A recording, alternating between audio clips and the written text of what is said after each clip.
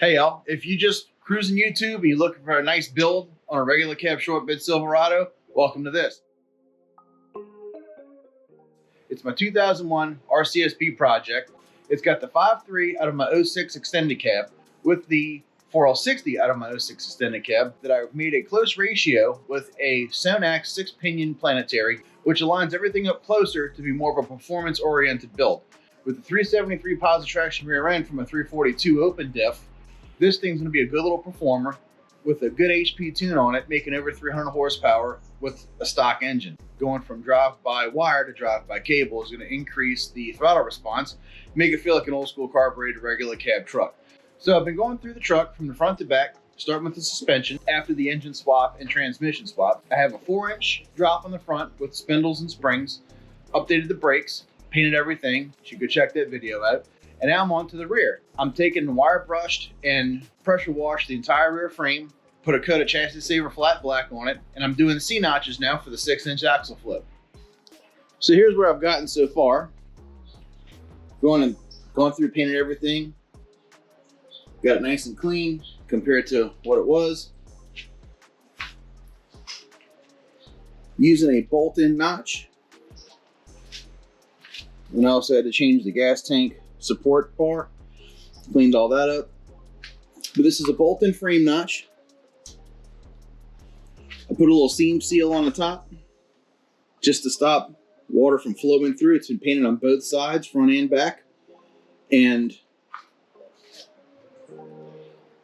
the finish came out just like I wanted it to.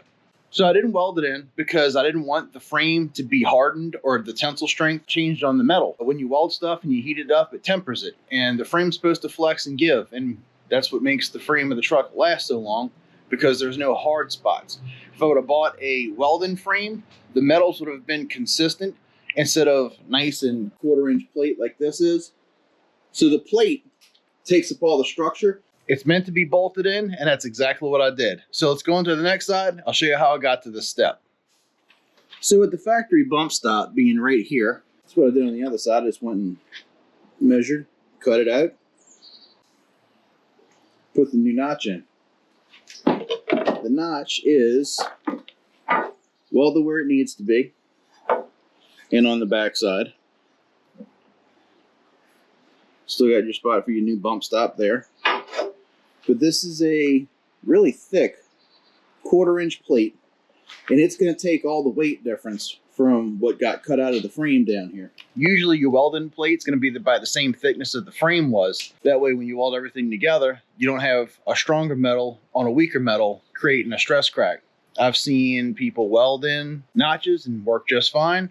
Bolt-in notches work just fine too. But I've also seen welded notches have stress cracks if you actually use the truck for towing or something like that. This won't be used for towing. The bolt-in's just fine. Everything on the frame from the factory is either riveted or bolted through. That's where the trailer hitch goes in. So I have no problems bolting the C-notch on this regular cab short bed that's just going to be used as a cruiser. Let's go ahead and get the cut. So here's how I went and found the center of my C-notch. Went ahead and I did some arts and crafts time. Little piece of cardboard from a certain box, and then I know the old bump stop, the middle of it looks to be about right there. So a little yellow grease pen. Got my line on my cardboard, just gonna trace it out. This fits right in the notch. Perfect. It's from the outside, not sponsored. And it fits right on top of the back of the notch. So I know when I cut that out, I'll have enough room to just barely slide this right where it needs to go. Now you can't use where the bed mount fits as a reference point because it's actually farther back than where the bump stop is. It's here, the bump stop's here, which if you kind of draw a straight line or, that's where the bed mount is. That's where the center of the bump stop goes. I know I'm straight on that measurement there, and I'll use this to sort of line up the back to make sure it's level with the back of the frame as we go forward. Every time. Got a new cut wheel on because I got to kind of go into where the other bump stop was braced on the back side of the frame. So before we get started, I'm gonna grab this 6x6. Not that I need it for the strength, but I don't want the frame to sag at all. It's also why I did one side at a time. Excuse my crack. This way I know when I cut anything, the frame's gonna stay true and not fall anywhere. And I just saw it pick up just a little bit. The front of the truck is braced on the lift. So I know when I cut this out, it ain't going nowhere.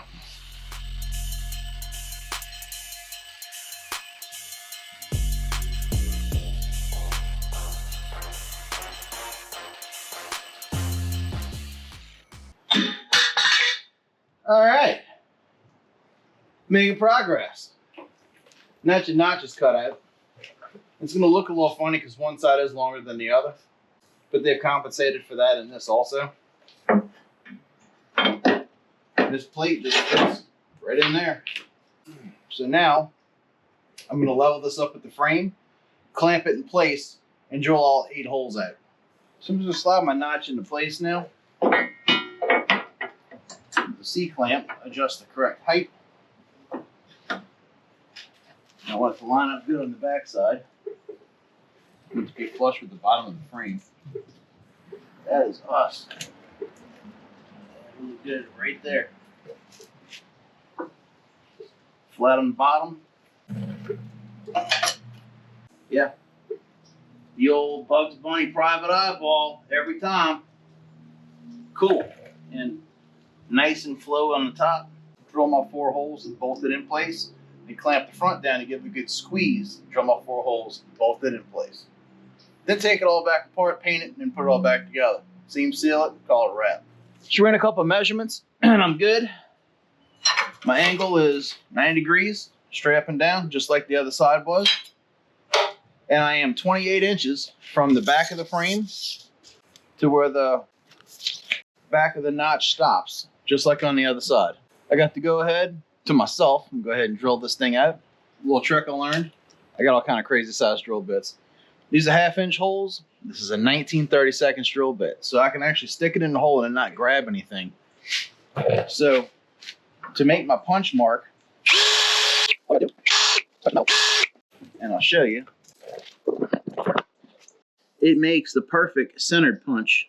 So now I'll actually take my center punch and drill this out. Measure twice, cut once. Like that. Let me get my little punch. It's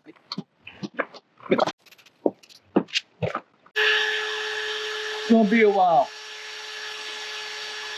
So once I got my holes started to where I know this step bit won't walk. Man, this step bit, lifesaver. Don't want to burn it up. Probably use a little heavier oil.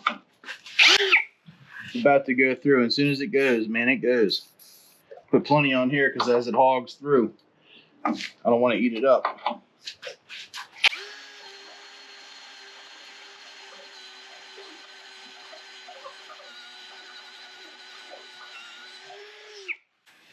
Double check my bolt, make sure I'm not going too far. One more step.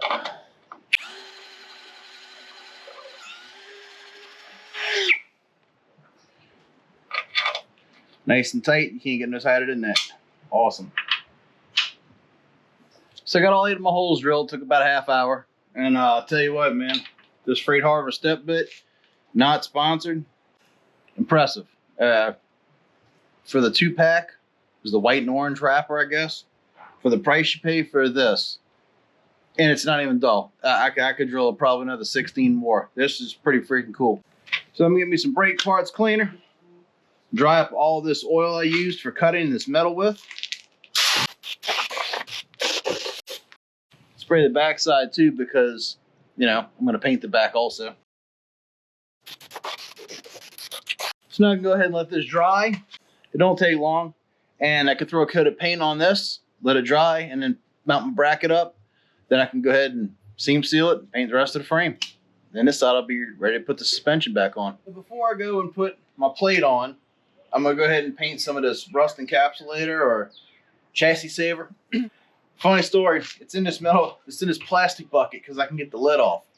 If you ever buy Chassis Saver or Pour 15 or any of that frame paint and you shake it up, put the lid back on, you ain't ever getting that lid off ever again. You got to use the whole thing or drill a hole in it and empty it into something you can get the lid off of. I've been through many, many gallon buckets of this stuff just to get some way to keep it from spoiling on you before it goes bad. So yeah, we'll just put a coat of this on everything from behind where the plate goes. Let this dry a little bit. It doesn't take super long. And I'll put the plate over this, get where the screws go inside of there. I mean, it's already starting to look. I love how it flows out too. The stuff flows awesome. I'm not worried about that little guy just yet because I'll put the plate on, then I'll seam seal the plate just so I don't get any water intrusion behind it sitting on anything. The RCSB project will be for sale when I get done with it. So the stuff goes right on. Don't use an expensive brush because you're just going to throw it away. This thing, you could probably sharpen it into some type of prison shank or something. Because, I mean, when I say this stuff sets up, I'm telling you. So for not boring y'all with a painting project, because this is not. So I'll just let this area dry up. And I'll go ahead and put the plate on. But while this is drying, I'm going to keep painting. Next shot, it's all going to be black. Man, check that out. It's like magic. So I got my notch. And I have these bump stops. They're energy suspension. They're not red. You won't see them anyway, but they're thin. And they're for like a 65 Buick Skylark. But you know what? They're going to give me the maximum amount of up travel I need. So I'm going to go ahead and put this on now before I install this bracket. That way I'm not leaning over all my fresh new paint. The stuff has to cure for like 24 hours. And sometimes the center wants to spin. Sometimes it don't. This one don't. This is not one of those things that's got to be super tight. Just as long as you can hold it with your hand and tighten up the top side. Call that in there. But it's welded where it needs to be welded. And all around the front oils off of this from drilling. So this is tacked up enough, I believe, that I can go ahead and pop this on. So it's coated well on the backside. The bolts they give you in the kit are a 7/16 fine thread, and everything should just line right up. And before it's all over with, I'll pass some seam sealer behind it.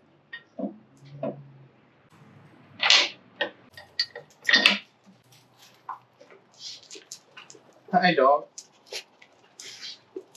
Eat. Oh.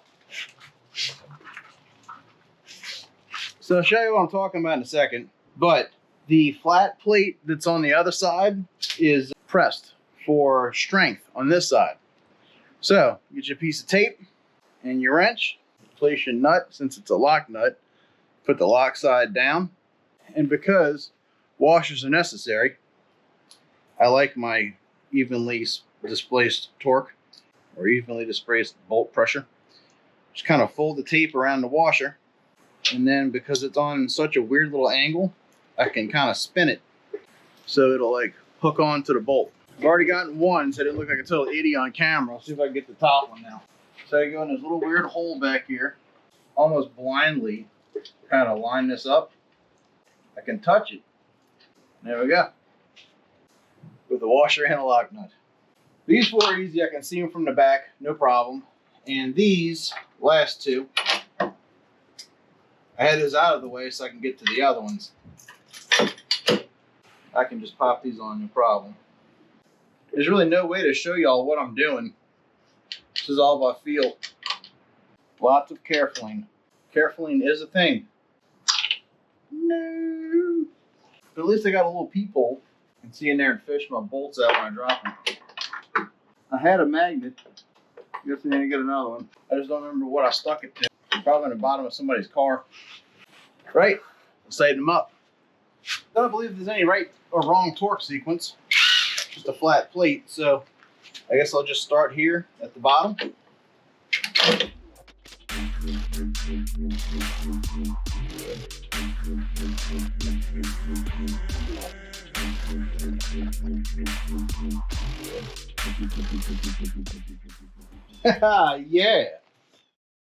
So with my torque wrench set at 60 foot-pounds, let's see where we're at. At 47. Torque is what's up. That's how you know you got all your stuff tightened. I looked up the torque specs on a grade 5, and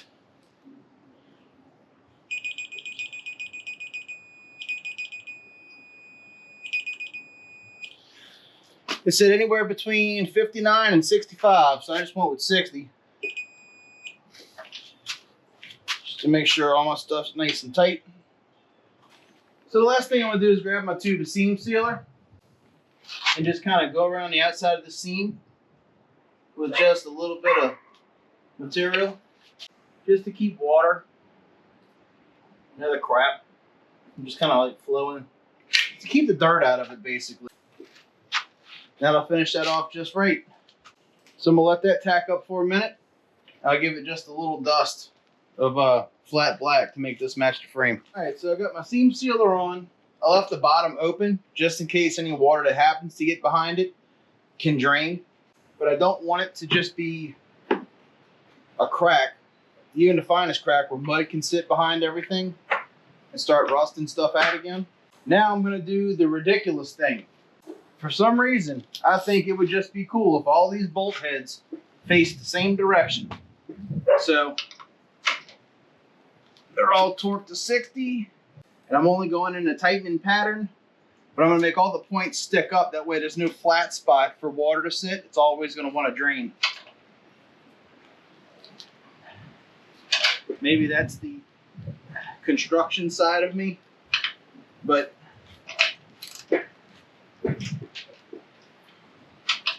I think it's just gonna look cool when it's done.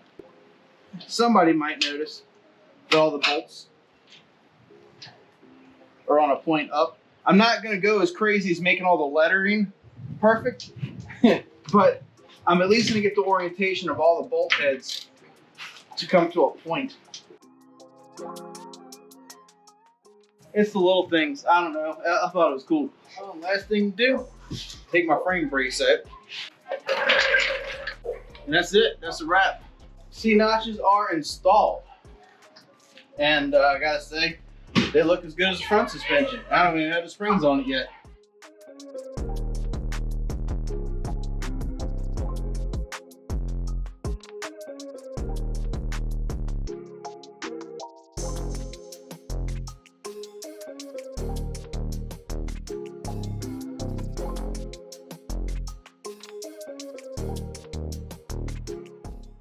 So that frame came out as clean as I wanted it to. That is freaking awesome, but we're not done yet.